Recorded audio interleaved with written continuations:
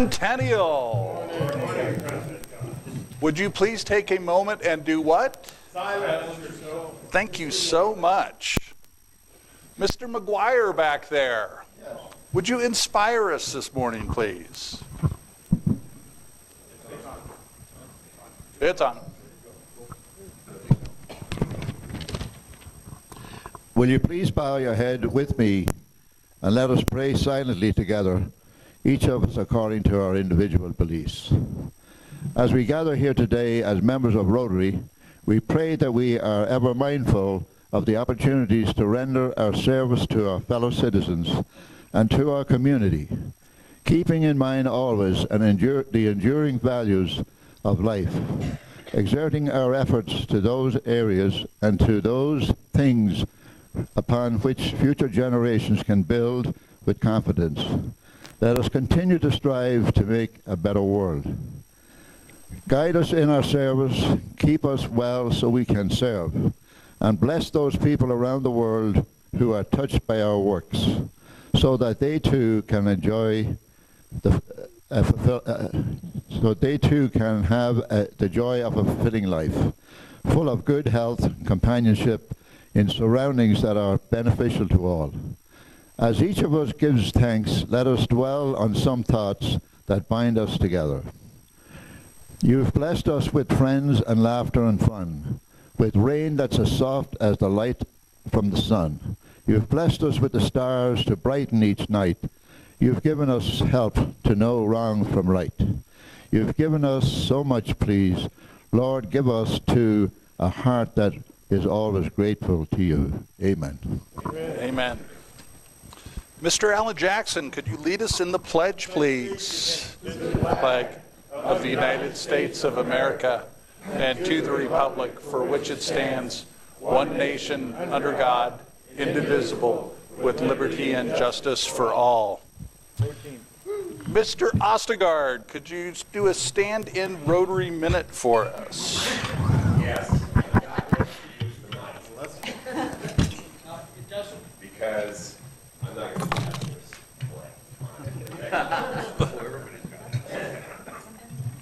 I have noticed something in the last couple of months, and I don't know if it's a concern, but we don't see very many visiting Rotarians in this club anymore, and recently. And I wanted to talk a little bit today about being and visiting other clubs. I have to, as I'm talking about it, I actually visited this club, Fort Norton. It's a lot of fun. It's a club that at the time was very similar to our club size. We meet in the mornings, I think that Thursday mornings. But they were a different club than our club. And that's why I want to stress in all of you making an effort to try to visit other clubs. If not in our area, when you're on vacation. It's a great opportunity to learn more about how Rotary works. 2 months ago, there was an article, I think 3 months ago, in the Rotarian about a young man who was an author or a writer, and he just moved to Western Massachusetts. And he visited 7 clubs in 7 days. And in that he found that there were 7 different personalities with each club. And I couldn't have agreed with him more. And that every club that I go to, that I visit, there is a different personality. And you'll learn a lot based on what they do, not only as fundraisers, but the organizations that they donate and raise funds for, and the activities. So if you're traveling, please make an effort to try to make up at another club. Take our banner with us. We have some, right? Yep. And I don't know where they're at. Are they in the closet? Or are they covered? Grab them in the cupboard. So grab a banner with you and pick up. Do an exchange. That's a neat part of being the Rotarian. So I want to encourage everyone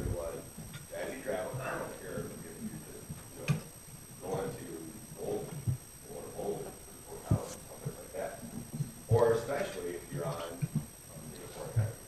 Try to make an effort, and I guarantee you'll be rewarded. Really good. Thanks, Ken.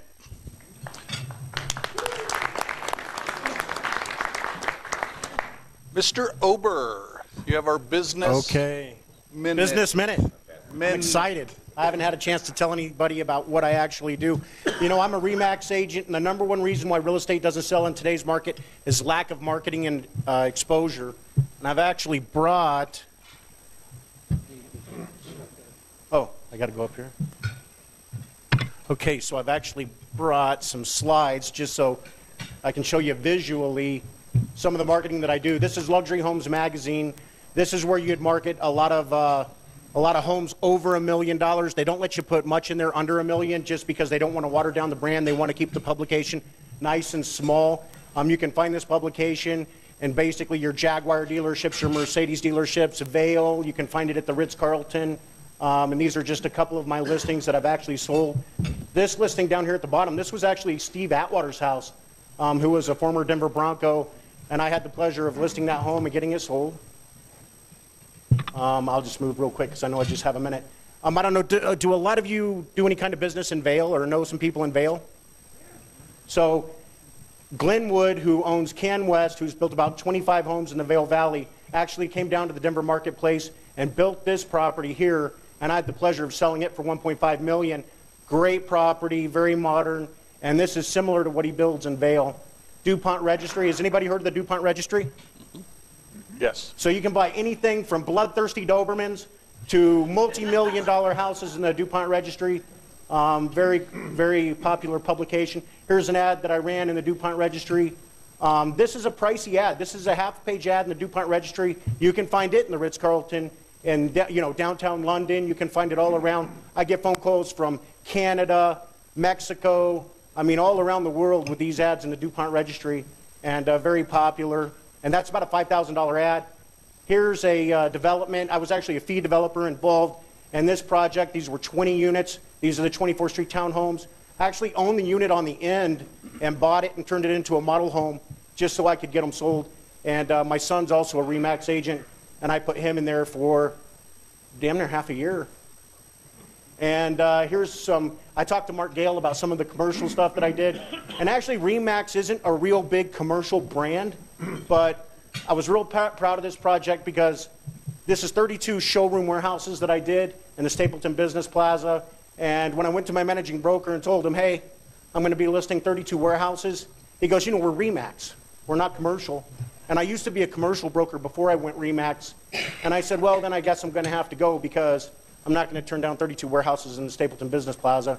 So I was strategic in helping RE/MAX build the commercial brand, and today it's a popular brand.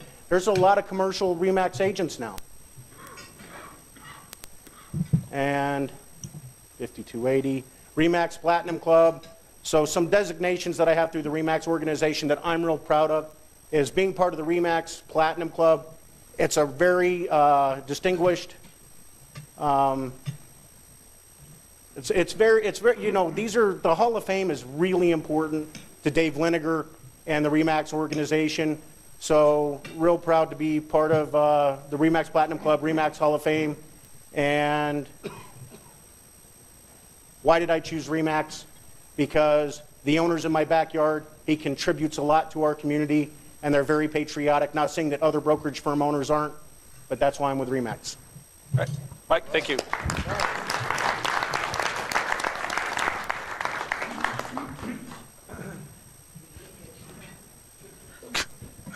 I'd like to thank custodian Cheryl Marbury for setup and John McCarty for takedown later on. Mark Gale acted as greeter. Thank you very much. Patrick, outstanding job with the inspiration today. And Alan, that was a very enthusiastic pledge. Thank you very, very much. Do we have any visiting Rotarians? I didn't think so, but Kent makes a good point.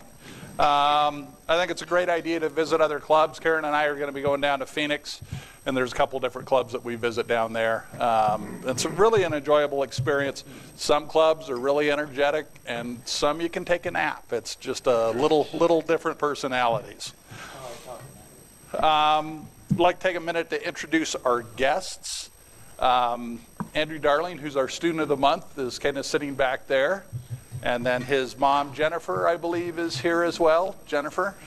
And then Carmen, thanks for coming again. You're going to be a regular face around here, I think, every month. Good to see you. And then Andrea McDonald is back here. I guess she was out working late last night, so make sure her coffee cup is refilled. She's with the Arapahoe County Sheriff's Department, and she's going to be getting our Community Service Award in a little bit. And then Andrew Hulse, my evil stepson, Karen's oldest, is here today as well. Birthdays, Gene Henshin on the 16th, I believe. Is that correct? 28 or 29 this year? That doesn't matter? Okay, we'll go with 28. And then Audra Zippel from our Millennials is on December 14th. December's not a popular wedding month. We have no wedding anniversaries this month that I'm aware of. Pardon? Okay. Samantha Rowe, would you like to introduce our student of the month?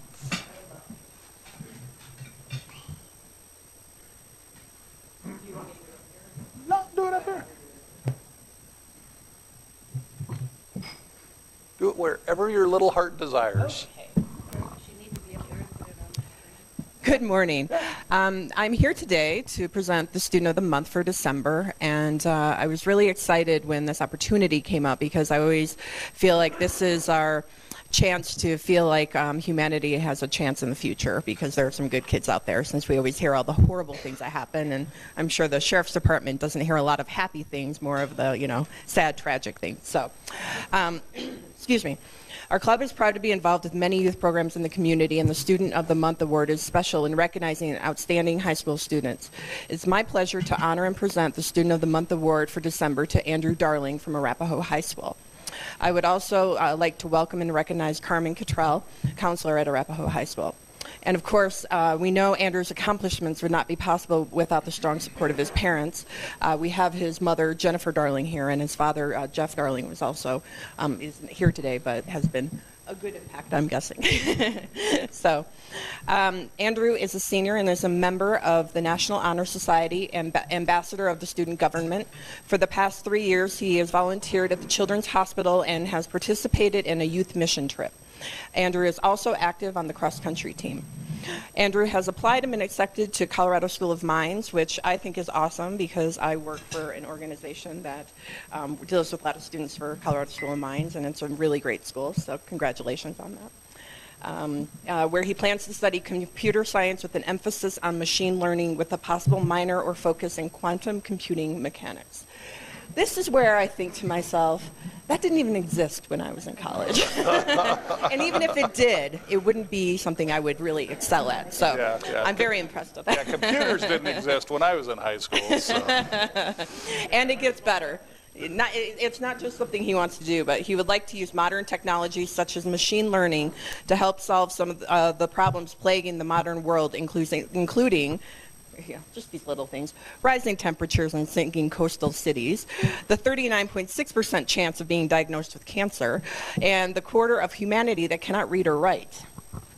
So, while these seem like awe-inspiring goals, Andrew is backing up his intentions by committing to community service and has a commitment to personal development. Also, his counselor, Carmen Cottrell, had this to comment. After going through a hard time in sophomore year, Andrew took on the responsibility of helping his younger sister, preparing meals, and helping with keeping the house clean. It has also led him to volunteering at the Children's Hospital, where his compassion and empathy for others has grown. So, on behalf of the Centennial Rotary Club, Andrew, congratulations on your outstanding achievements. And there would be a plaque, but I don't have it right now. But you will get it. So I'm just glad you're here to be with us today. And thank you so much for everything. And we look forward to seeing what you do in the future, because I think you're going to impress all of us. So thank you. Samantha, can you guys come up here so we can get a picture, please? Andrew, come on up. We want to get a couple of pictures. Yeah. Without the plaque. So we have the student and no plaque. So, I mean, at least we're getting better. So what we'll do is we've got Andrea McDonald's plaque for later, but you won't be able to read it from a distance. Yeah, from a distance. So we're just gonna pretend It's called improvise. So don't blow up the picture because you're going to go. He doesn't look like an Andrea. Well, All right. close though, Andrea. Thank you very much. Great job. Appreciate it. John,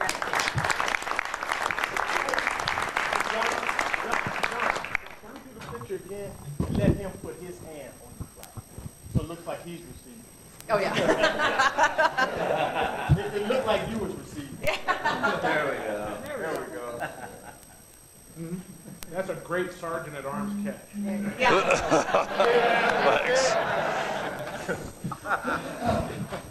All righty. Well, speaking of Andrea McDonald, criminalist supervisor Andrea McDonald with the Arapahoe County Sheriff's Department. She was out late last night working a homicide, is that correct? Yet she still found a way to make it here, so make sure she gets her coffee. So, Sheriff Dave, Andrea, would you like to come up?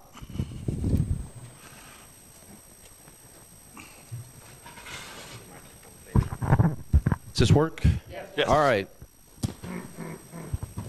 As you know, this is the third recipient of this award. Right in the middle. And I just picked somebody. There's no process. I just picked somebody. And let me tell you a little bit about Andrea, and then I'll add a few things. All right. Andrea McDonald began working with the Sheriff's Office as a criminalist in 2004. In 2007, she was promoted to supervising criminalist, and since that time, she has been in charge of our crime lab. She has a master's degree in forensics and did her undergraduate work at Colorado State University. Andrea currently supervises 5 criminalists and 3 digital evidence technicians. I'm going to explain that in a moment. Additionally, she is right in the middle of the transition to a regional crime lab model in which the Sheriff's Office has partnered with the Aurora Police Department and the Douglas County Sheriff's Office to create the Unified Metropolitan Forensic Crime Lab. We just started construction on a 27,000 square foot crime lab that will join these 3 agencies' forensic labs together. It's a huge deal. As one of the supervisors of the regional lab, she's playing a critical role in the planning, opening, and transition of this model, which will occur in October of 2018. Andrea sees a crime lab's responsibility as supporting the broader goals of law enforcement, identifying people who have committed crimes, helping catch the bad guys, which, by the way, we arrested a homicide suspect last night, and exonerating innocent people. She stresses that the professionals who work in crime labs are scientists and not simply technicians. They are highly educated, well-trained, and possess unique skills to see detail and significance where others may not. So we had a homicide last night, and we only have so many criminalists. And I heard about the homicide, and I'm going, oh, God, did she go out on that? Because they're on call. So she had to go out on the homicide, so thanks for being here today. A couple things, though. What makes ours unique is the fact that not only are they lab personnel and they do forensic testing, but they're also crime scene investigators. They actually go out in the field and process crime scenes. Versus in Aurora, who has a different model, they have separate CSIs than lab personnel. So ours are trained in both and do both, which I think is very significant. And the other thing that really is unique now with us are those forensic, the technicians that I talked about. All of our patrol deputies now carry body-worn cameras, and we actually have positions, full-time positions, that all they do is body-worn camera video for evidentiary reasons or requests from the media or things like that. So really it's taken on a new beast, and we just keep piling on work on Andrea. And what's really cool, too, is this new crime lab.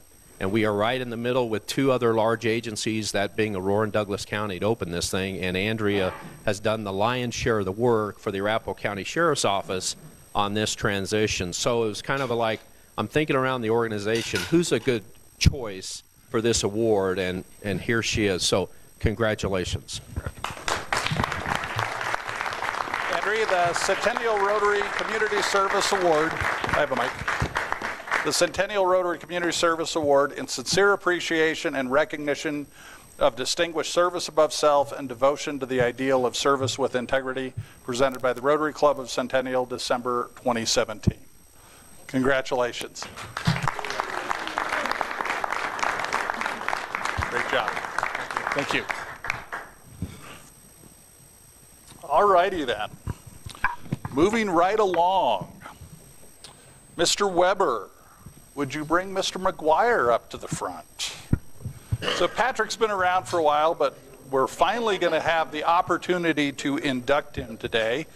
I'm going to have to read the induction off my phone. I had it up here and it just kind of went MIA. So, fellow Rotarians, it is the duty of our Rotary Club to add new members from time to time so that we may not only increase our usefulness and influence as a club, but also to extend the spirit of Rotary throughout the community. Today, I welcome to our ranks and admit to membership Patrick McGuire.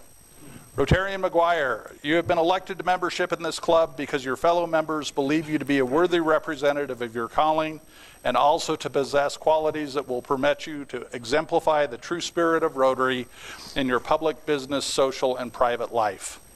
I wish to impress upon you that you have been admitted not only to the Rotary Club of Centennial, but also to a worldwide association. And by virtue of your membership in this club, you will be welcomed into the fellowship of any Rotary Club in the world. The honor and privilege of Rotary membership carries with it duties and obligations. You will be expected to attend the club's meetings regularly, to perform your share of club service, and to place your knowledge and talents at the disposal of the club in its task of carrying the principles of Rotary into the daily life of the community. I ask all members of the club to rise. Rotarian Patrick McGuire, in the name of the Rotary Club of Centennial, I now formally admit you to membership in this club and affix to your lapel our emblem. Jay, I'm going to have you do that. You get to poke him. So it's, whoops, right in there.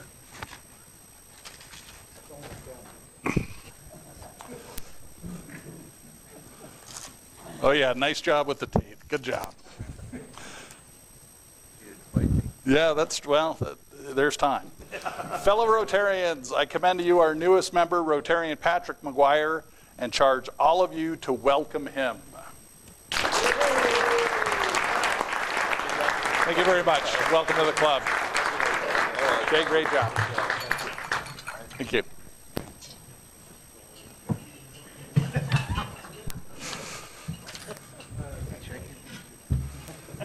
So at the last board meeting, speaking of new members, we have voted in 3 new members, which we will be inducting in the next few weeks. Diana Huy, Eric Hoff, and Yenny Palma have been all voted into membership in the club. So I ask that you all greet them warmly and help them move around and get to know everybody. Mr. Hope, would you like to give us a quick recap? I will. For the last time. No. You won't. This is not the last of me. So, anyway, we had a pretty successful event. Oh, by the way, on our event, I have pair of gloves. Somebody left. Anybody going to claim these? And a beret of some sort. So, anyway, we had quite an event this weekend. We had 101 trees available. And we had a participation rate of 67.1%. Roxy has already done a statistical analysis of where the people came from, when they signed up for the event, and we're going to be tweaking that. But in any event, Saturday we put together all our boxes. Can I read everybody who was there? John, do I have time to do that? Sure, okay. Absolutely. On Saturday, we had Tim Eunice, Kathy Smith, Karen Berry and John, Randy Ernest and Eric Nielsen, Sarah Nielsen, Ken Ostegard, Sandra Abeda and Mike, her friend, as well as a complete stranger showed up. That was a friend of Sandra's. He walked in with a red coat, and who's this guy, you know? Mike Ober, Jessica Reagan, John McCarty, Jay Weber, Brad Habitzel, Mary Alice Jackson, Charlie Jackson, Cheryl Mayberry, Jeannie Henshin, Roxy Hahn, Randy Pye, Phil Chaporis, Jackie Chaporis, Al Jackson, Mark Gale, Doug Hanna, Cindy Hope, Jessica Seidner, Barb Buck came later with a couple grandchildren, and Jose Ortiz, the maintenance supervisor, was actually helping us as well. So that was 32 people on Saturday. It was amazing. We had this whole big room of boxes, our whole big room full of ornaments, and at the very end we had 100 boxes nicely stacked and put into Mr. Walter's trailer. It worked well. And then on Sunday, it was great weather. Sunday, We had Dave Walcher, Samantha Rowe, John Wexler, Kevin Heckley, Kathy Smith, Tim Eunice, Joe Eunice, Karen Fleck, John Santa Claus Peterson. Stand up, John.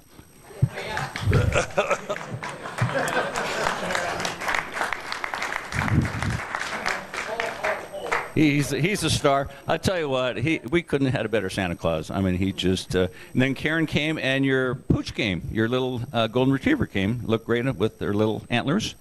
Mark Paller, Al Jackson, Mike Ober, Andrea Tagtow, Cindy Hope, Sean Hope, Tom Buck, Kathy Smith, Paul Horiuchi, Angie Ozali, Mary Alice Jackson, Charlie Jackson, Cheryl Mayberry, Jeannie Henshin, Roxy Hahn, Mark Gale, Doug Hanna, Jessica Reagan, Catherine Henshin and Eric, Randy Pye.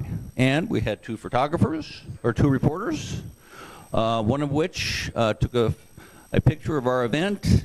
I have a couple here, and Karen sent it out to everybody, I think yesterday. Everybody should have it on their computer. Page 3 of the Denver Post, John Peterson and Kathy Smith giving a Christmas tree to one of our lucky family members. Mayor Noon showed up. We had 3 deputies, 5 explorers. It's a great event. So I thank everybody for their great participation on this event. We're going to, do I have a show of hands in terms of whether or not we want to do this next year? So it was great. The committee did great. The club did great. I'm really overwhelmed with the support that we had, and the families were very, very appreciative. So thank you, everybody, for your participation. We will have a short committee meeting afterwards to talk about what we're going to do on this. So I appreciate everybody's help on this. And again, on your computer should be a picture of Santa Claus.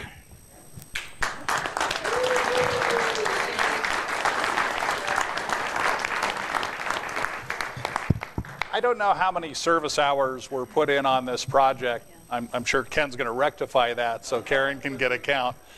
But I'm very impressed with the amount of time you put in, and I'm also very impressed with Ken Hope. He came to the board months ago, said he found an article, I think it was in Colorado Springs, about this giveaway, and said, I think there's a project here. Will you support it? We jumped behind it, but he put in, 100 hours easily on this, maybe more? Yeah. So really an outstanding job by Ken Hope. This is what we mean by bottom-up approach on service projects. It wasn't the board mandating, let's go do this. It was a member saying, hey, here's a great idea for a project. Let's see what we can do. So another round of applause for Ken. He did an outstanding job.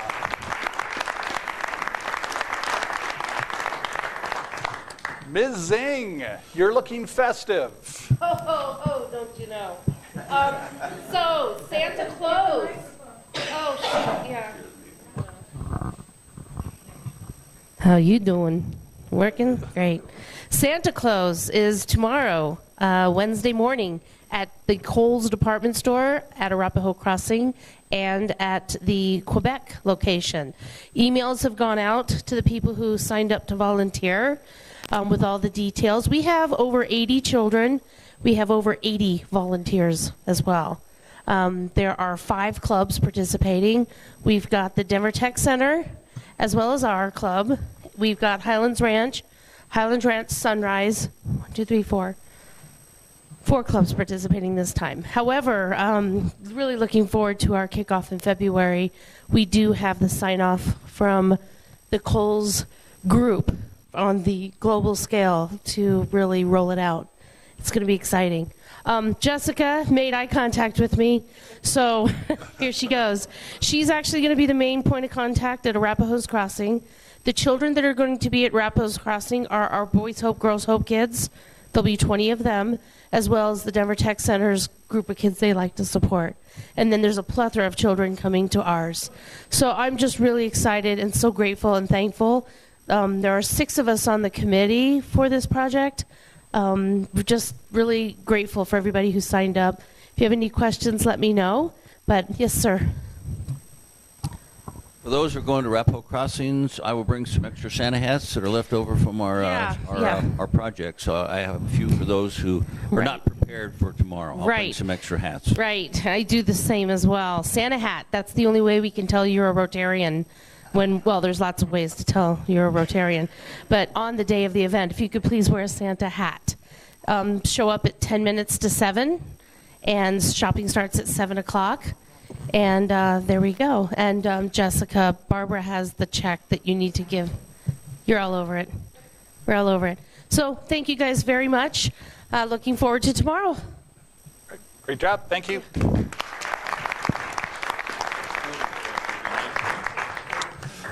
Looking forward to doing Santa Claus. That's always a great event. So thanks for your help.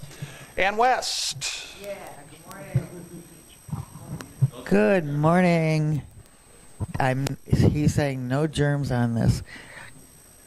So is Kent sick also? He sounded like it. I asked for 2 minutes because I'm about to send out the invitation to join us on Meals on Wheels. And I think it's highly significant that Patrick was inducted today. Patrick wasn't even a member, and he's done it twice. And I think you enjoyed it, right? Right. Okay. I'll be sending out an invitation for Meals on Wheels. It's been really fun working with the people because we tend to be a month to a month and a half in advance. This December is filled up through Christmas. And so look for it. If you're wondering what this is or how you can participate, speak to me afterwards.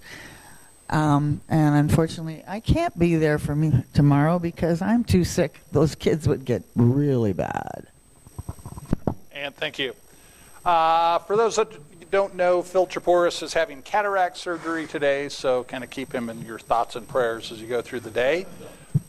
Do we have any travel gifts? Mr. Hanna.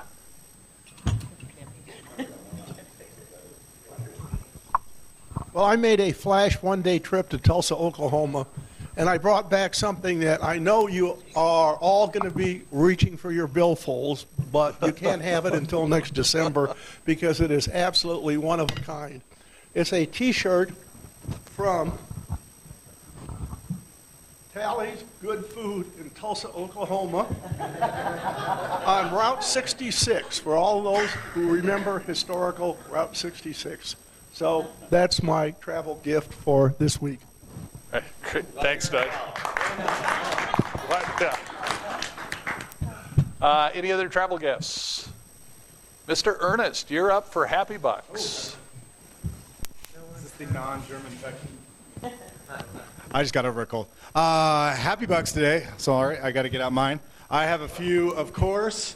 The first and foremost is today is the first day of Hanukkah.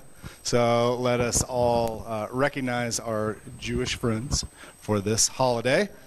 Second is, of course, the lovely turnout for Eric's pet drive. Thank you all very much for bringing in these items. He will be overjoyed when he sees them. We actually just found out a friend, or Eric, a neighbor, was soliciting around our neighborhood and knocked on someone's door, and they do packaging for Kong, who's based in Colorado. Didn't know that. And they're going to arrange for Kong to make a nice donation. So he's very excited. Thank you, Ken, for the project. It was excellent and a lot of fun on Saturday. And next we'll go to Mr. Hope. Sorry, Mr. Buck.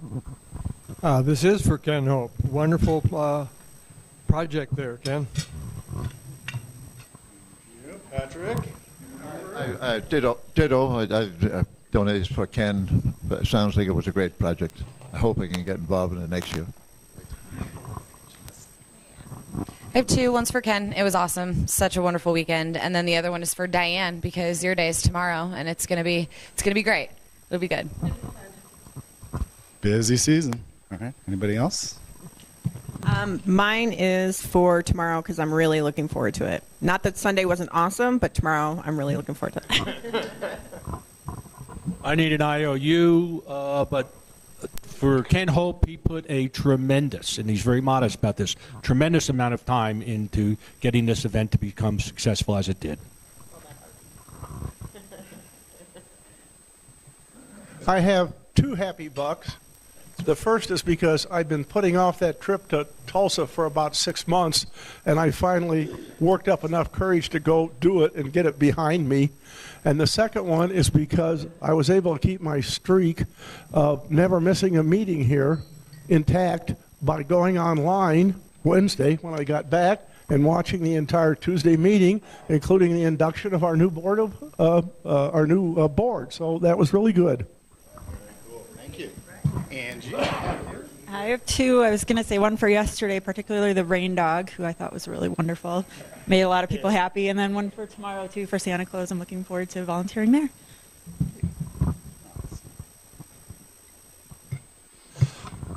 I have 5, and the first one is for the Christmas tree giveaway.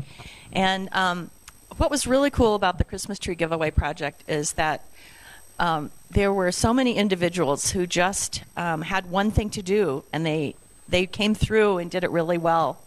And Ken was amazing at managing managing the cats and keeping all of those pieces straight. And it was really amazing how it all came together and it all worked. And it was really a really fun project.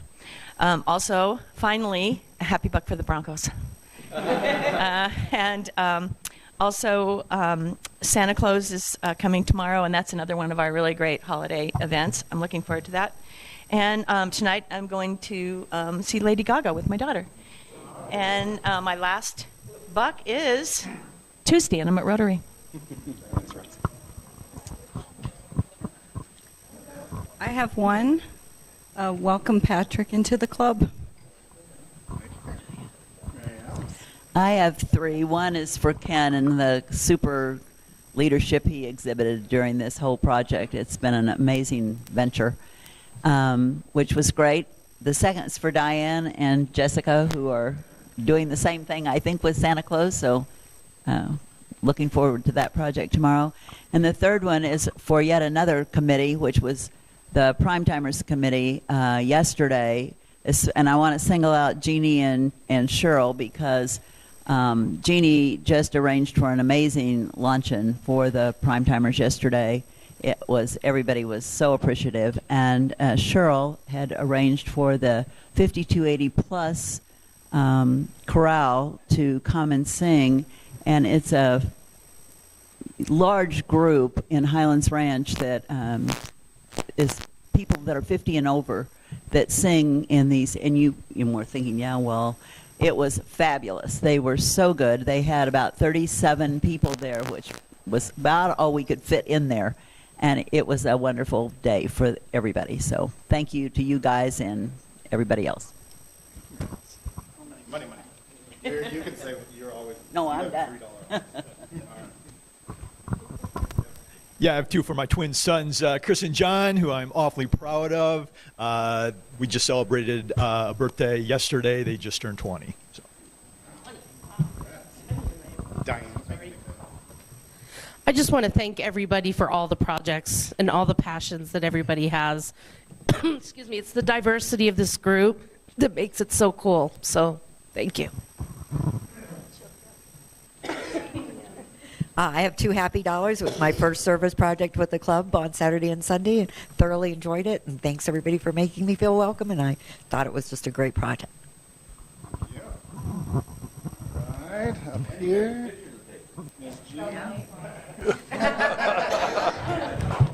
Thank you to your son for the wonderful project he's bringing on board. That's really cool.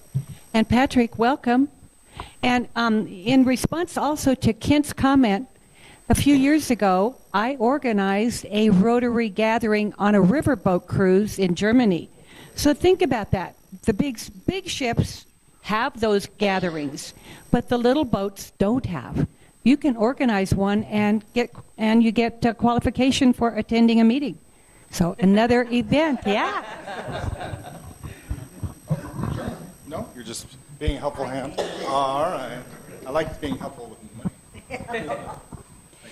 I'm repeating what everybody else has said, but I have $2, one for Ken and one for Diane and Jessica in our Christmas projects. All right, this is one. I have $1 for the Hope. Can Hope. We'll get to you. You look like you have more to say. I have $2, and one is a regrettable buck because I couldn't come Saturday or Sunday because I was rehearsing with the orchestra on Saturday and then 2 performances on Sunday as I was singing.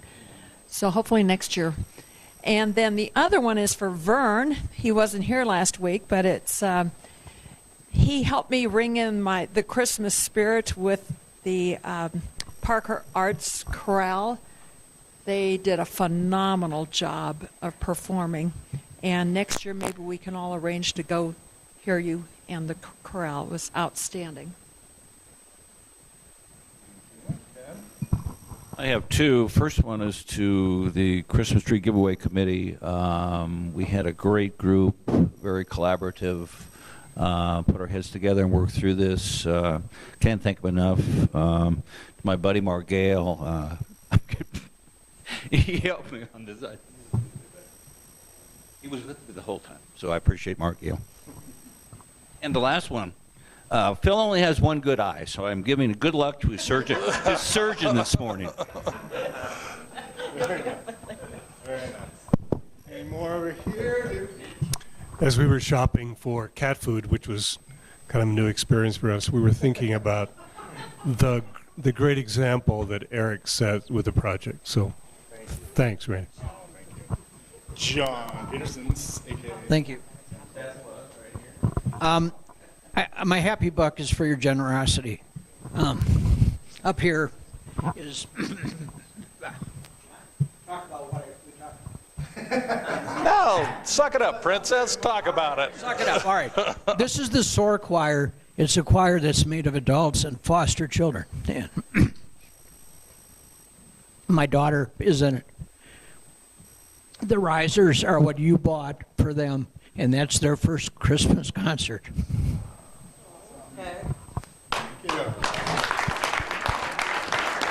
And a word about those risers. Andrea Tagtow, who works for CASA, was advocating on John's behalf when we were considering these, because she said that a lot of CASA kids participate in this program and is a great outlet for them. So happy to support that. I just wanted to give $1. We did provide some boxes for Ken's event, and sorry, I hope they were useful. But also, I wanted to say that I know a number of you have always liked this desk calendar. I brought a bunch of these. They're over on a chair. If you want to pick one up on your way out, you're welcome to. Thank you. Okay, $5. Hey, Ken, I wish I could be half the Rotarian you are. I mean, unbelievable job with the Christmas tree giveaway. I'm so glad I could be a part of it. And like I said, I wish I could just be half the Rotarian you are. Diane, I wish you guys the best of luck tomorrow. I wish I could be there with you. Unfortunately, I got business to take care of up in the hills, so I'll be there. But I wish you guys the best of luck, and I hope it's very successful. Santa Claus is a great event. Don't miss it next year. Hi, I had $2. $1 for I had a great time on Sunday, and I was glad to be part of that. And the other is I like the way you guys take my money, but it's a fantastic group of people. I'm so blessed to be part of this. Thank you. Thank you. Mr. I have one. I know Ken's tired of hearing all the praise and everything, but it was just a great event for fellowship as well. We had a long time to stand around and talk between cars and everything, and it was really nice to get to know everyone that was there. There were a lot of new faces there, which was really, really nice. And the second is for the work that Diane puts into Santa Claus.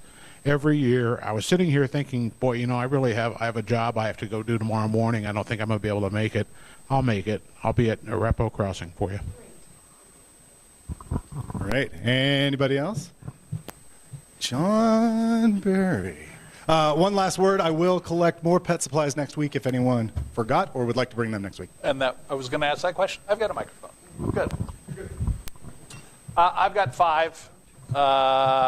First for Ken Hope. I want to try and make him cry again. Ken, really, I saw how much time you put in on this deal, and it's just a heck of a project, and I very much appreciate that you took the initiative to bring it to the club and then follow through. So not just say, hey, we've got a project, but actually strapped on your big boy boots and put in hours and hours and hours on the project. Diane Zing, also, thanks so much for the time that you put in on Santa Claus. I'm sure you'll be getting many happy bucks next week after we pull off another successful event. Great job. One for Patrick. Thank you for joining the club. I'm looking forward to seeing your smiling face here every Tuesday. One for evil stepson Andrew. Thanks so much for visiting. And then I forgot to mention Ben McMullen when I was announcing our guests today. Apologize for that, and thank you so much for being our speaker. Speaking of speakers, Jeannie, would you like to introduce Ben? I would be glad to. Some of you have met him. He has been here visiting before, but it's fortunate that I have a backup because Sierra Nevada is Ben's going to tell us about Sierra Nevada, but Eric had to go to Germany. And so, wonderful nephew, retired colonel from the United States Air Force, Ben McMullen, is our speaker today. You're going to get a loud one. No, I thought you were going to use the hand mic.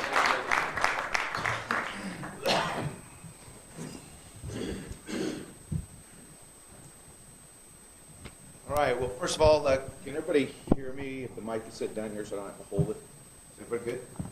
That's a yes, thumbs up? Okay. Yeah, so, Aunt Jeannie, thank you for the invite. If you're expecting the wonderful, much more handsome Eric Hoff, I am not that guy. Okay, my cousin decided to marry him. So, well, better than her wanting to marry you. I am an Air Force guy, but I don't dive into Kentucky Air Force. So I'm Ben McMullen. Been here a couple times. It's good to see everybody again. For those who don't know a little bit about my background, just as a way of introduction, 30 years in the Air Force. I'm predominantly a special ops guy, aviator, air commando, flew C-130s, been to combat, 4 or 5 times. I can't remember all of them now. One of the special, for the folks who weren't here when I was introduced the first time here, a very special place in my heart to this Rotary Club.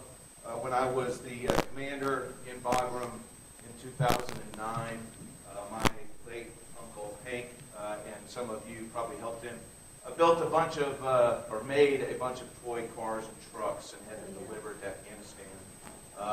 And my first sergeant and I were able to actually deliver those. Granted, we had a weapon in our hand and combat gear as we went to a local orphanage surrounded by a bunch of stud Marines. But at least we got them there, and the kids were incredibly happy. They didn't know what they were at first, but we were able to show them. So thank you on behalf of my team that was there, and thank you again, special place in my heart for you. John, thanks for letting me be here today. On behalf of Sierra Nevada Corporation, not the beer company. I was duped when I was hired. We are a government defense contracting company, predominantly in the realm of aviation. Which is kind of my background and why I was hired, really for my Rolodex, quite honestly, not necessarily for my skill sets, or for my briefing skills, just to let you know up front. And if you didn't know, there's not much more pressure than actually standing up here in front of your aunt who has never heard me speak. I will tell you, Aunt Jeannie, up front that I did not make colonel on my briefing skills. So, starting off, I'll just let you know, I do appreciate the thought of the day, okay, as I roll into this briefing. Sometimes I remember and sometimes I don't, as I remember and I don't on some of the bullets on these slides. So, anyways, I'll look down. Okay, so there I am. So I just want to let you know also, as a bullpen guy coming in and out of the bullpen, I'm relatively new in the business development realm. I was brought on board because of my background and my Rolodex, but I'm really, for the last year, I've been a program manager in the company, predominantly used for CASEVAC, casualty evacuation on the continent of Africa. 1 year I was the green suit commander of those guys, and the next year I'm a program manager, civilian owner of those guys. So same guys, different suit on, depending on the day. So what I'm about to dive into is not necessarily things that I work on every day. So hang in there with me as we go. I'm about to move into the business development realm, predominantly working with Eric as we go through our international partnership. So with that, I guess I get to push slides as opposed to saying next, which is, there we go. Okay, so from a corporate overview perspective, the company started in 1963, small company, 20 folks or so. And then in 1994, our owners, Aaron and Fadi Osman, Turkish immigrants who had just before then had graduated from Reno, decided to purchase the company. And with the forethought and foresight to turn it into one of the high-tech aviation companies in the United States. And they've done a fantastic job, as I'll read through some of the bio hits for those guys. But Erin is the owner and president, and Fadi, her husband, is the owner and CEO. She's got a degree in business management, a master's degree, and he's a full-time engineer guy that is just taking the company leaps and bounds, and we'll go through some of the stuff there. Like I mentioned before, we're predominantly a contract agency, or excuse me, defense contract company in the realms of space, aviation, system integration, and electronics. Our corporate headquarters is in Sparks, Nevada, right outside of the lovely and beautiful Lake Tahoe. Supports business areas, subsidiaries, and affiliates with approximately 3,000 people in its employ. 34 facilities, 19 states to include, outside the states, England, Germany, and Turkey, obviously. And we pride ourselves in being basically a new breed of integrator. For those who don't know the term necessarily, integrator in the aviation business is, we don't necessarily own airplanes. We are partners with people who do own airplanes. But our big set of what we do is taking things that people want in those airplanes and integrating them into those and making solutions for a customer. Whether that's a private customer, typically it's an overseas government customer, or Department of Defense or military Ministry of Defense. We have our average corporate growth over the past 5 years, about 25%. Our corporate philosophy is not to take on any long-term debt. We are a privately owned company, and they do a fantastic job. Unfortunately, when you're dealing with a privately owned company who have owners, every bit of money is counted for because that's typically the yacht club money, and we try not to overspend, and we try to stay on budget. So we're pretty, we have a lot of oversight over that. We had about $2 billion in orders in 2016. We're pretty financially strong. We've had 19 strategic acquisitions over the years with their great leadership of Fadi and Aaron. Our commitment to exceeding customer expectations is strong. Coming from a military background, I was very impressed with kind of their philosophy on how they do things. And then internal to the, I would say, the ethos of the company. Professionalism, discipline, high standards of character and integrity, those are the kind of things I would see in the military, and I see it every day in this company. So I'm very, very happy to be on board with these guys. We do constantly seek out new ideas, technologies, and process improvements as we go along, and our virtual enterprise with cross-pollination to leverage technologies. We do own some, we do have some subsidiaries that we do own. The 328 support group is over in Germany at a little air base called Oberpfaffenhofen, just outside of Munich. Not easy to say. Well, I went there recently, so I can say it fairly close. But they own a little airplane you might have heard of, a Dornier A328, two-engine prop airplane that we're trying to turn into a Turkish regional jet.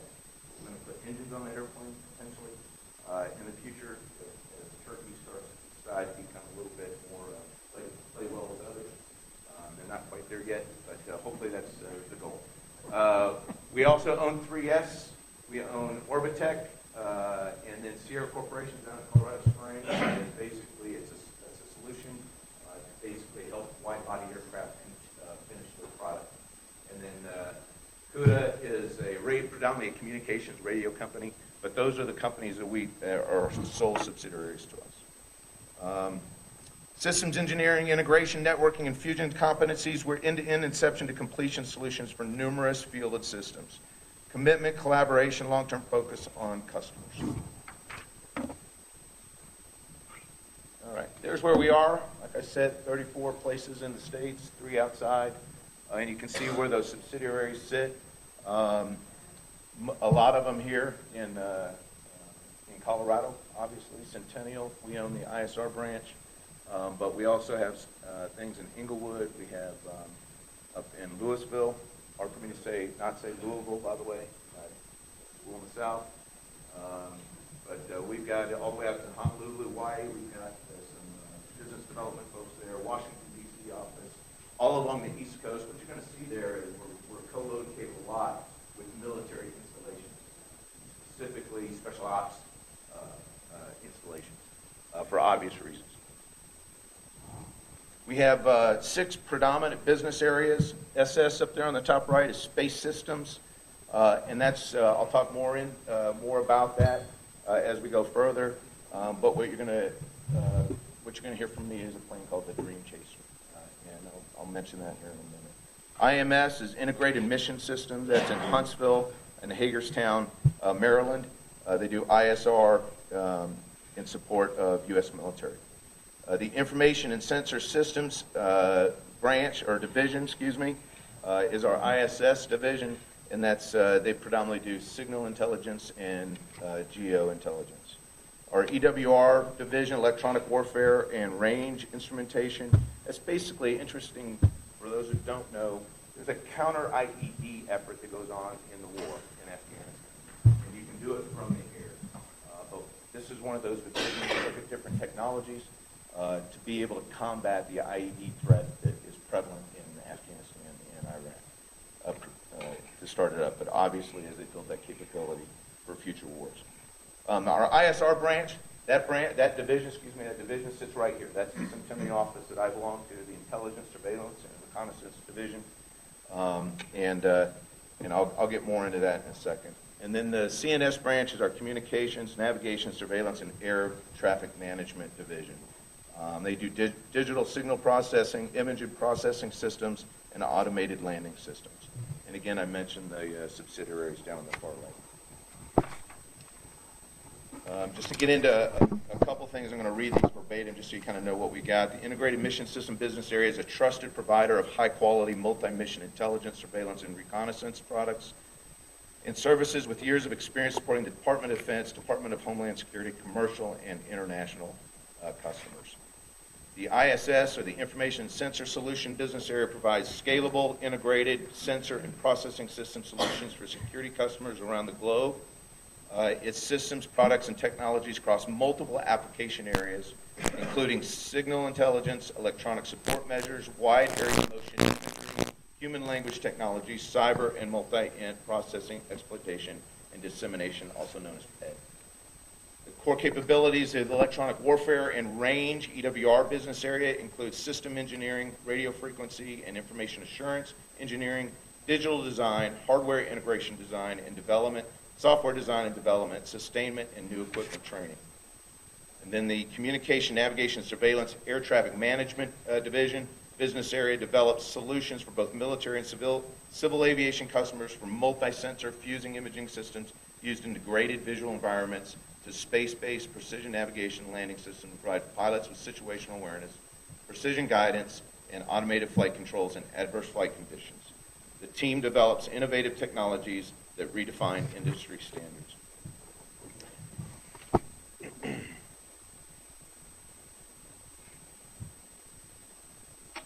So the impact of what SNC here is on the local community, which you're probably interested in, some of the things we do, 57 key local partners across the state, totaling over $60 million in orders revenues for the last 3 years. 1,200 plus jobs in the community. Our key partners, you can see there, everybody from Bell, they're the usual suspects in the aviation world, okay? Lockheed Martin, Northrop Grumman, Boeing, et cetera. So some significant key partners here in the local area. We actively partner, as I was telling Andrew and the other Andrew, Colorado School of Mines, USAFA, the Academy, obviously, Metro State, Colorado, University of Denver, all of those are where our employees and our owners and leaders come from.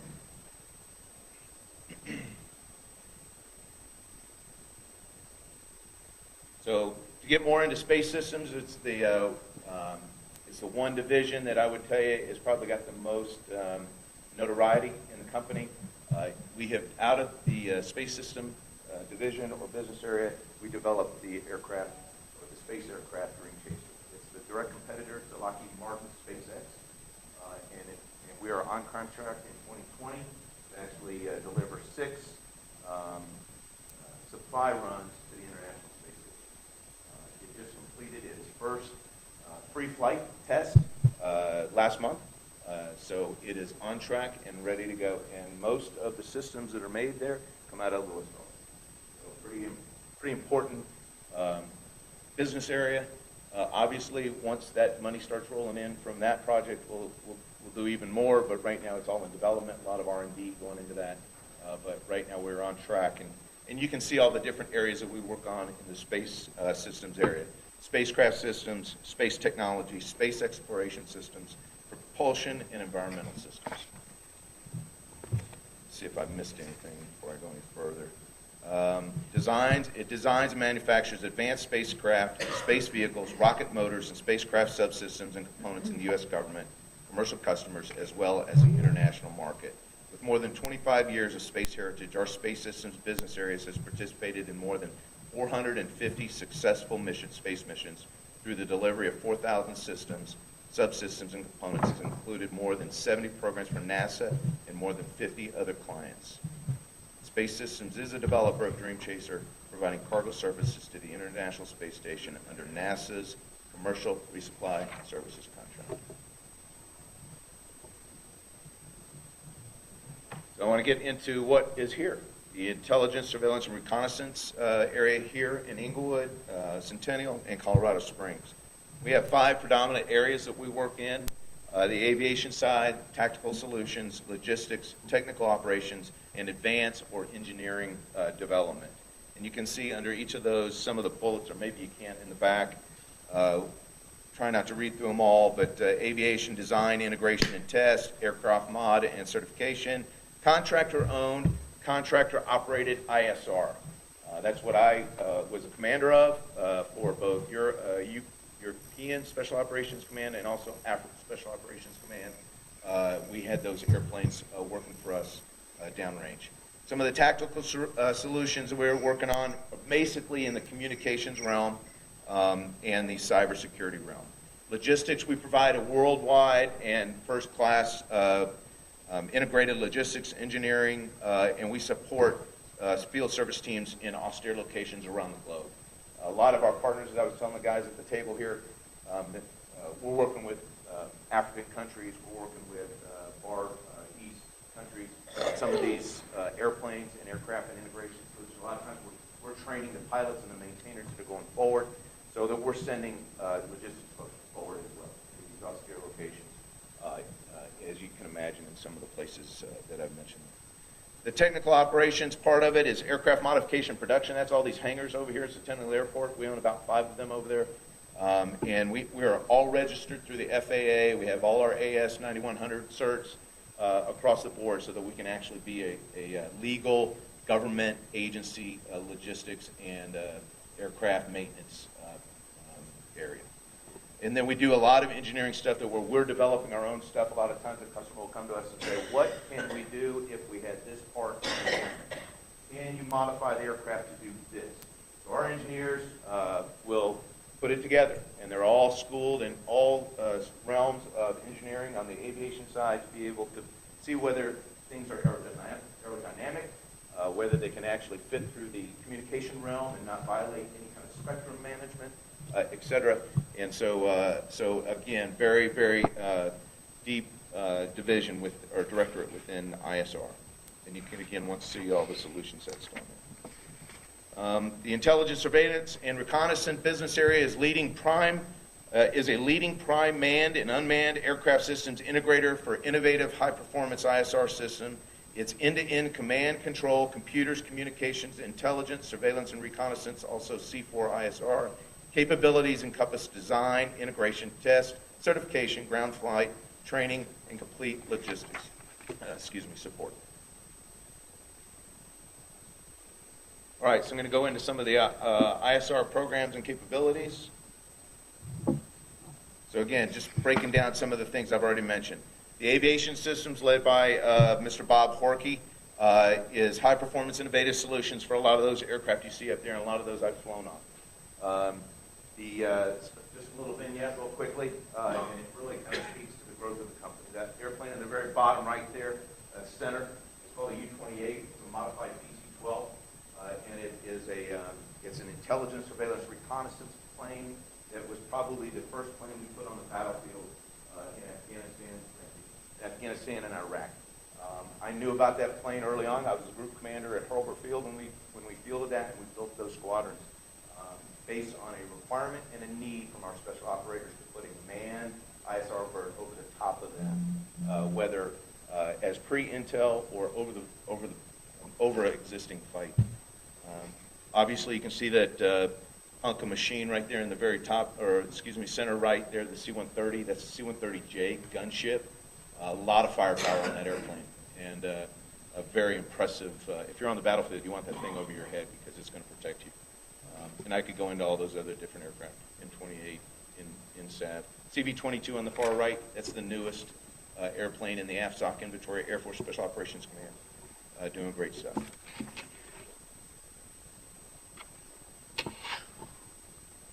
Tactical Solutions, that's led by Tim Woods. That's my boss at the time. I worked for him. We predominantly work in the areas of special surveillance and light air attack support aircraft, contract owned, contract operated ISR services, tactical communication, and really the big one, foreign military sales. That's the reason Eric can't be here today, because he's our predominant foreign military sales, our FMS guy. So he's working with all those countries trying to get business, as we work through the different governments and the different embassies across the globe. That plane in the middle right there potentially could be, if you're familiar with aviation, Air Force guys in here, that could potentially be the one of the A-10 replacement units. They're in competition. We're in competition right now to win that contract. But if it is, that's a sweet-looking airplane, a sweet ride, a lot of firepower on that plane. Perfect for Afghanistan, kind of Iraq, and for training our fighter pilots. Super Tucano, made in Brazil, and we're a sole partner with them. We build the airplane in Jacksonville, Florida. Engineering is next. Real quick, I'll kind of spit through this. Then logistics, like I mentioned, integrated logistics engineering, and we're in austere conditions across the globe. And real quick, before I get off the stage, I just want to let you guys know there's a couple great things going on, and probably near and dear to your heart. We are working with the state of Colorado. We took one of those PC-12 U-28s, and great minds, great innovative minds in the company said, you know what, we can take the things that are on that plane, we can take imagery, we can take the EO side of it, the IR side of it, and we can help with firefighting in Colorado. And so, this thing can turn.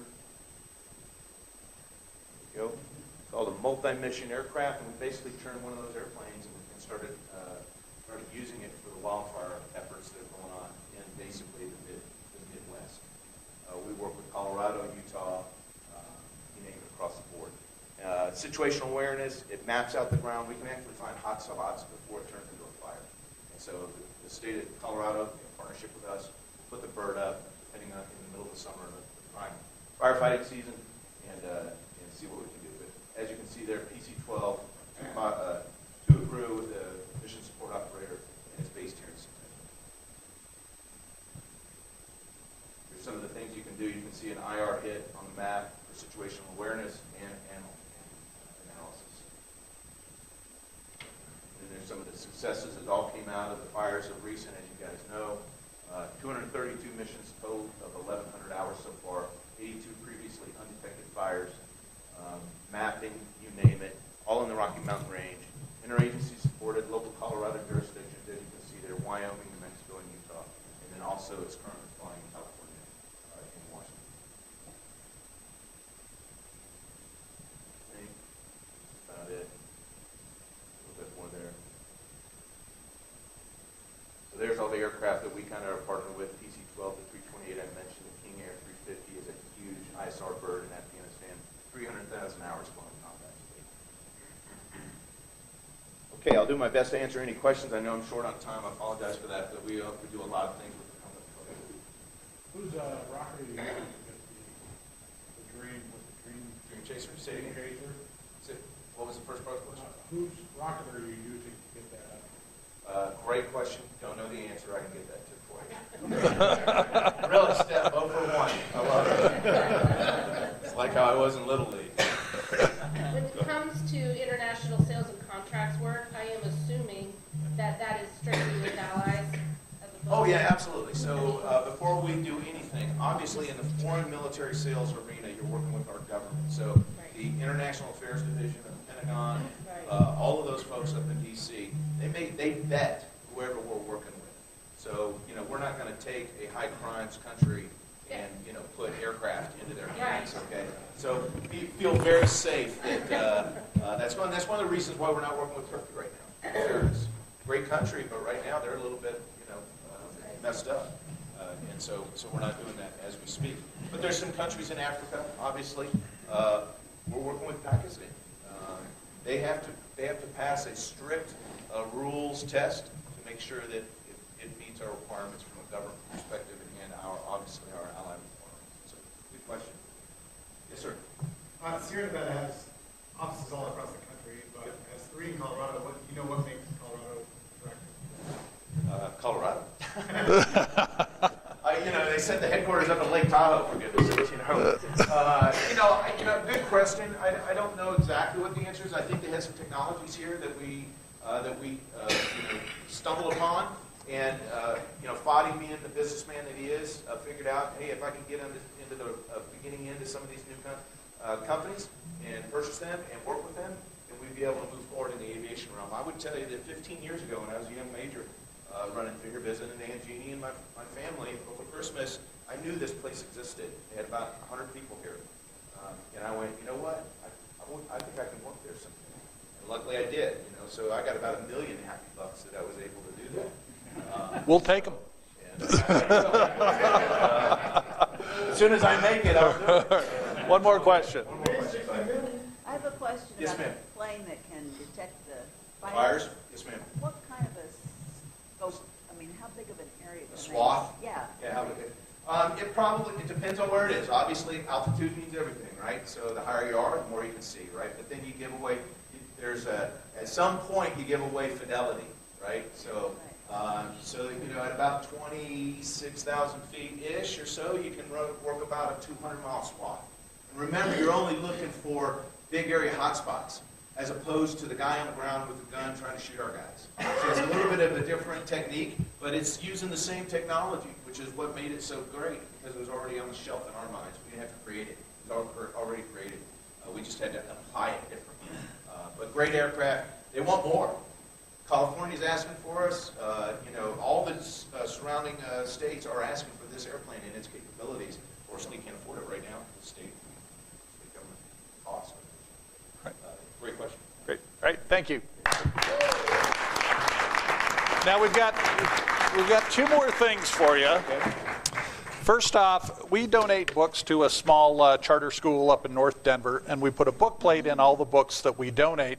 So here is a copy of the book plate that we're going to donate in your name. All right. And we need to make somebody very, very happy, so I'm going to have you draw a ticket. All right. Excellent. And read off the last 3 digits. Okay. Which ones did you have, Anthony? Yeah, no cheating. There you go. So last 3 are 9, 7, 8. Oh, are you kidding me? What does that mean? 9, 7, 8, I need. What does that mean? 9, 7, I'm sorry, I was talking. 9, 7, 8. And West. Winner. All right. Man. All right. Ben, thank you very much. Appreciate it. That's what happens when you're late. Give you that back. Great. No family. That's no worries. Let me see if mine are in there. Yeah. You got to hold it up higher.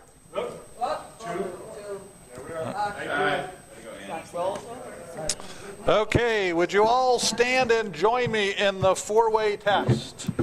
For all we think, say, and do, is it the truth? Is it fair to all concerned? Will it build goodwill and better friendships? Will it be beneficial to all concerned? We'll see y'all at Santa Claus tomorrow. Do good, have fun.